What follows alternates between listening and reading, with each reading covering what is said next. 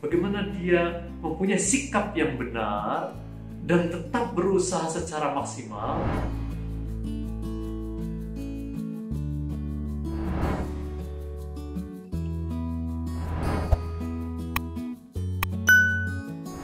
Sekarang saya akan berbicara tentang pilar yang keempat, yaitu learning to be.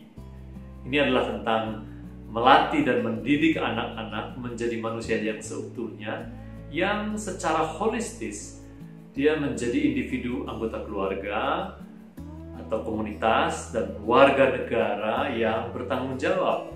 Nah, hal-hal ini terkait dengan pengembangan pribadi mereka secara lengkap, yaitu menyangkut sikap, inteligensia, bahkan sampai spiritualitas. Nah, pilar keempat ini hampir sama dengan pilar ketiga, learning to live together, yang kurang mendapat perhatian dari para orang tua. Karena perhatian orang tua lebih banyak diberikan dalam soal learning to know dan learning to do. Nah, banyak orang tua berpikir bahwa dengan menyekolahkan anak di sekolah yang terbaik pilihan mereka dan juga memberikan les-les mengenai keterampilan segala macam itu sudah cukup.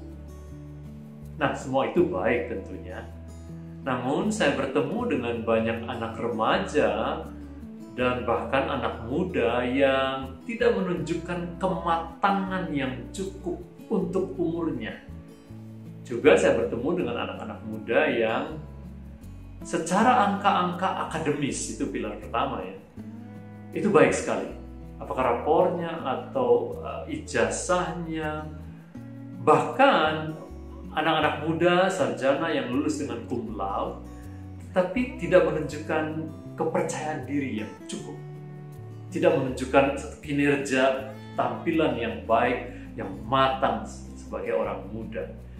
Di dalam banyak interview di perusahaan, ada banyak anak muda yang angka ijazahnya baik, lulus cum laude, tapi tidak bisa menjawab dengan baik wawancara itu, tidak tahu apa yang harus dijawab ya. Memang itu belum menjadi dunianya, tapi tidak punya kepercayaan diri. Atau bahkan sarjana-sarjana yang sudah bekerja tidak bisa melakukan pekerjaannya secara efektif. Karena apa? Karena menunggu instruksi misalnya, atau waktu tidak mengerti tidak cukup berani untuk bertanya. Nah, ini adalah mengenai sikap ya.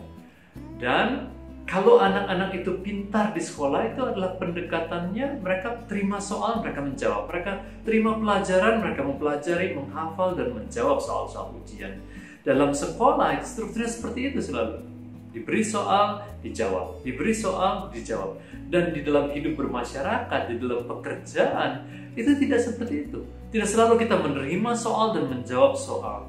Banyak kesempatan di mana kita harus justru membuat soal sendiri, berinisiatif, mencari apa yang harus dikerjakan. Dan hal-hal ini kalau anak-anak atau orang muda itu tidak matang, dia akan gugup dan gagap menghadapi situasi seperti ini.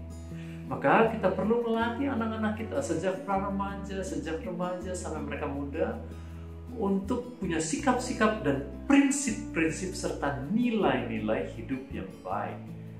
Misalnya, saya melatih banyak sekali anak, termasuk anak-anak kami, untuk taat. Itu penting sekali. Karakter ketaatan.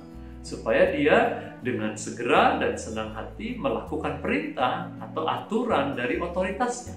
Nanti dia di masyarakat atau di tempat kerja, dia akan dengan segera dan senang hati. Dan itu akan membuat kehidupan atau karirnya baik. Saya juga melatih banyak sekali untuk anak-anak berkarakter tanggung jawab, untuk mengenali dan menuntaskan apa yang diharapkan dari saya.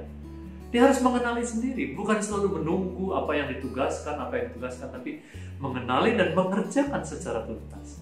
Nah, kalau anak-anak muda dilatih untuk bertanggung jawab, maka dia akan menyelesaikan tanggung jawab dia, disuruh ataupun enggak, dengan sangat baik. Atau saya melatihkan anak-anak menjadi matang dalam hal kerajinan. Karakter rajin adalah bagaimana dia menggunakan waktu dan kemampuan secara maksimal untuk menyelesaikan tugas atau pekerjaan dengan segenap hati.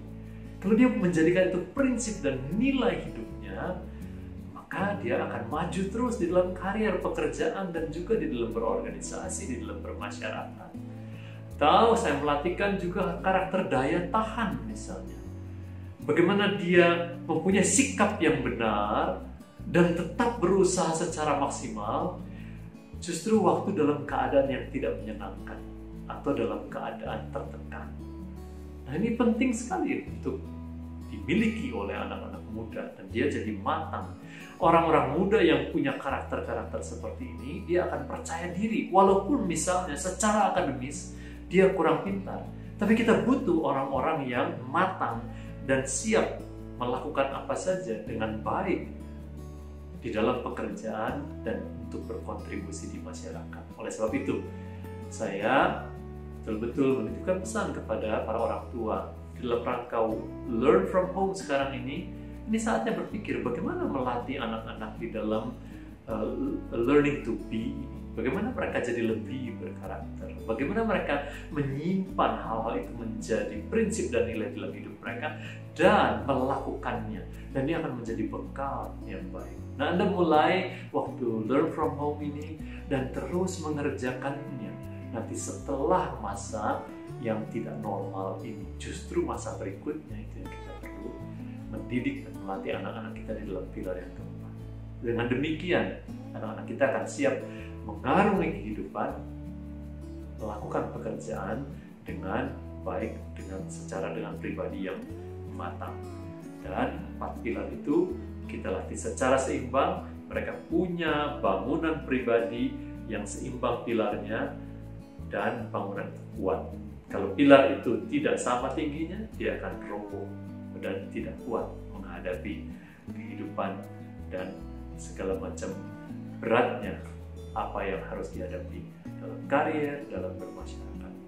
Selamat melakukan 4 pilar ini. Saya yakin dengan melatihkan hal ini, anak-anak Anda akan jauh lebih siap, jauh lebih matang. Terima kasih.